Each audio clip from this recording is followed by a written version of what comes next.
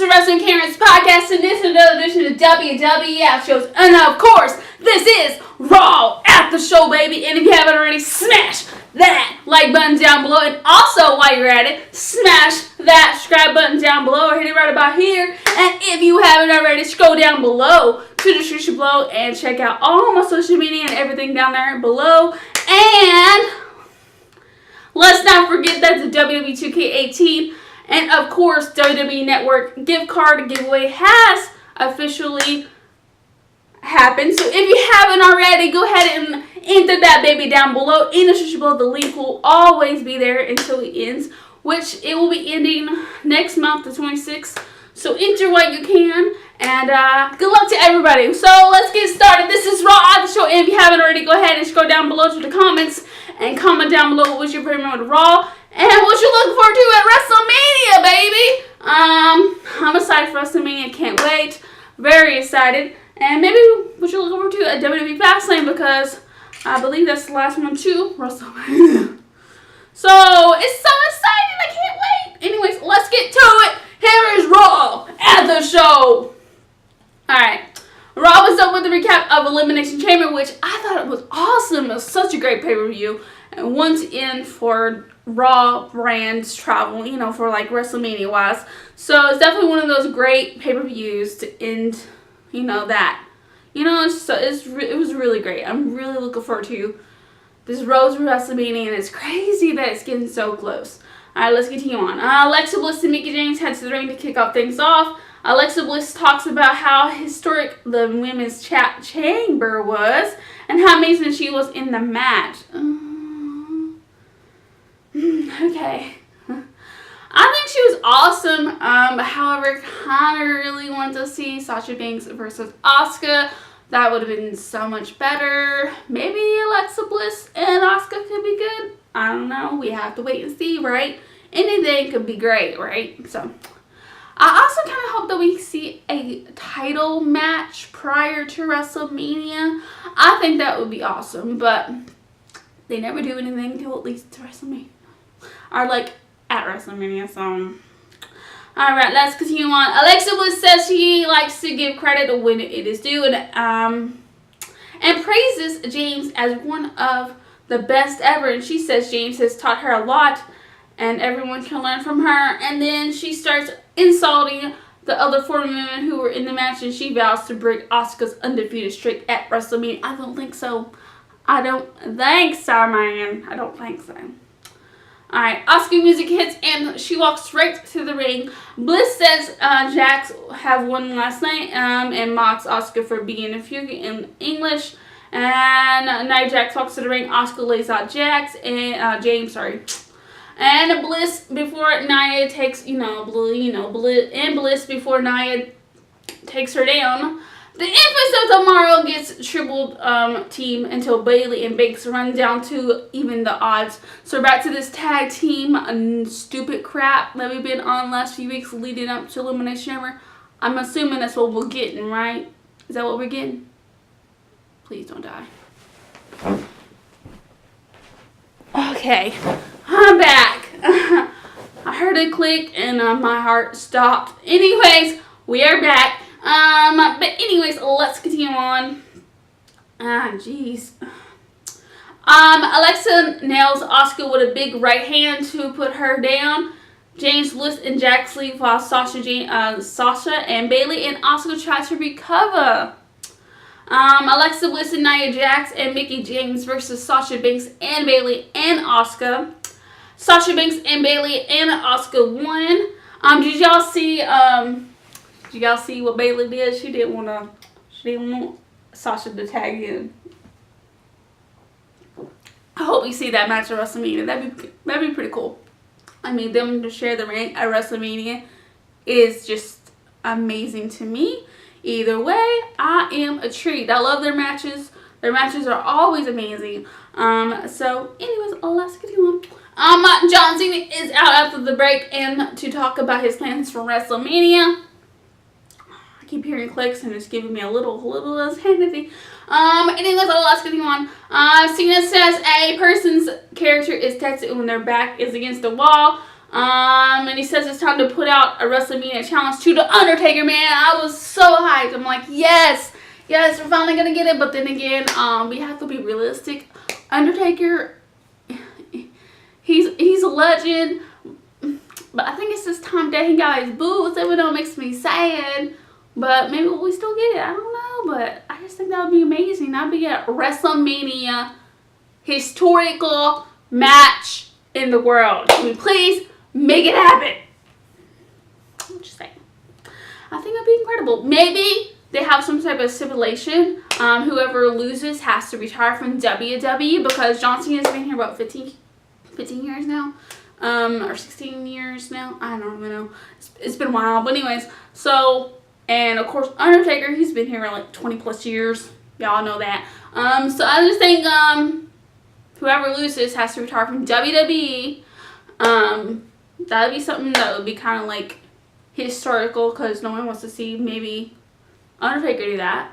But no one might not want to see John Cena do that, because, you know, it hurts your heart thinking that someone that you watched literally for 15 years, 16 years, I don't know how long it's been now, but I literally have watched him since he's debuted into WWE, and my heart just crumbles when I hear that the chance of him having to walk from WWE just makes me, it's just sad, because all your favorite WWE superstars, if you watched since you were little, have disappeared from WWE. It just makes you sad. It just makes you sad. Anyways, let's continue on. And of course, Cena gets the crowd fired up, and he says he's been told by management that match against Taker is impossible. Nothing is impossible, Cena. Anything can happen, especially if they want that money. Excuse me. He says he's going back to SmackDown as a free agent tomorrow, as he can earn a spot at WrestleMania. Bray Wyatt comes to the ring for a match against Heath Slater. He ends up attacking both Slater and Rhino before the bell. The match never starts, and Wyatt ends up destroying both men with ease. He grabs the mic and says Matt Hardy made him hurt these innocent men, and that the Great War is far from over. So I'm guessing I'm going to go get this match at WrestleMania too. I've heard that as well. Alright. The Miz comes to the ring to find out who he will face at WrestleMania. The Miz berates WWE for not using his picture on posters or selling his merchandise as much as others. And he says he's sick of being taken for granted. Blah, blah, blah, blah, blah, blah. We're not going to go on and on for that, because I can hear my battery going, help me. Alright, The Miz versus Seth Rollins. Seth Rollins won. Rollins celebrates his win until Finn Balor interrupts him. Angle booked The Miz in the second match against Baylor, but Axel and Dallas attack Finn before the match can really get started. The Miz gets disqualified, and we see Gallows and Anderson run to the ring to save their friend. The Balor Club gets the upper hand easy. The angle comes out on the screen that says everyone but Miz and Baylor are ejected from ringside, and the match will restart. So The Miz versus Finn Balor. Finn Balor won. Roman Reigns heads to the ring for his confrontation with Brock Lesnar. I just wonder where they're going with the IC title. Like, are we going to see a triple threat, or are we going to see something? I want to just do a ladder match, you know what I'm saying? Just do a ladder match. But, you know, triple threat will be kind of cool too, so whichever one, you know. Whichever one they decide, I guess. Anyways, it's okay. Reigns sucks and cheers and boos for a long time before he finally speaks, and he says he's a man of his word, and says he proved by winning the chamber match. Reigns reveals something happened to cause Lesnar to miss tonight's show. He calls Lesnar entitled and says he hides behind his contract. He calls Lesnar out for hanging out with Dana White in Vegas last night instead of being at the chamber. I kind of have to agree. Like, Brock Lesnar has hardly defended that title since he's had it. And every other superstar has been at the shows doing what they gotta do best and put the title out for chance. Like AJ, for example. I know this is Raw, but let's talk about that, okay? He's in this type of situation that he has, and he's in a situation where he might not walk out with the WWE Championship, and he's AJ Styles, and everyone's putting him in these matches for what? Can we please just leave that alone and just let him go to WrestleMania with Nakamura, okay? I'm just saying, okay? Because that right there is a match everybody wants to see at WrestleMania. I'm just being true. Alright, anyways. Cesaro and Sheamus versus title worldwide in a 2 out of 3 fall match. For the tag team titles, Cesaro and Sheamus retains the tag team titles. WWE reveals this year's winner of the Royal Award to be, of course, Jorius Robertson. Hopefully I pronounced his name right. Congratulations. Anyways, let's continue on. Braun Strowman versus Elias. Elias grabs a free fire signature from upper ring and shoots it at Strowman. Gets himself disqualified. He takes advantage of the blinded Strowman, but Braun eventually recovers and runs. We're just gonna skip this, okay? He eventually goes backstage, and of course we see a limo pulling up next to Strowman as Elias is running away. Who was in the limo? Who was it? I was thinking Brock. I was thinking maybe Mr. Man. I mean, anything happened. I've seen a few tweets. Everyone's like, CM Punk, CM Punk, CM Punk. We could dream.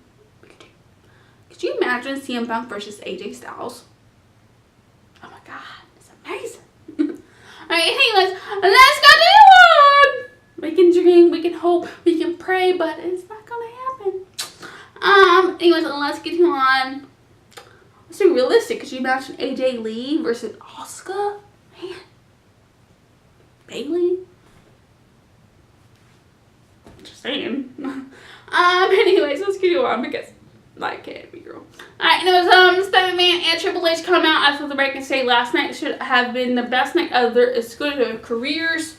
Hold on, I gotta make sure this is still recording. Okay, we have to. Alright, let's continue on. It says room for Kurt Angle, blah blah blah. And since Rousey signed her contract, WWE owns her now. She tells Angle to come out and apologize for what happened last night. Rousey music kisses down as she marches to the ring. Kurt Angle comes out and tells her to calm down. She says she wants to be in WWE more than anything, and she refuses to be disrespected.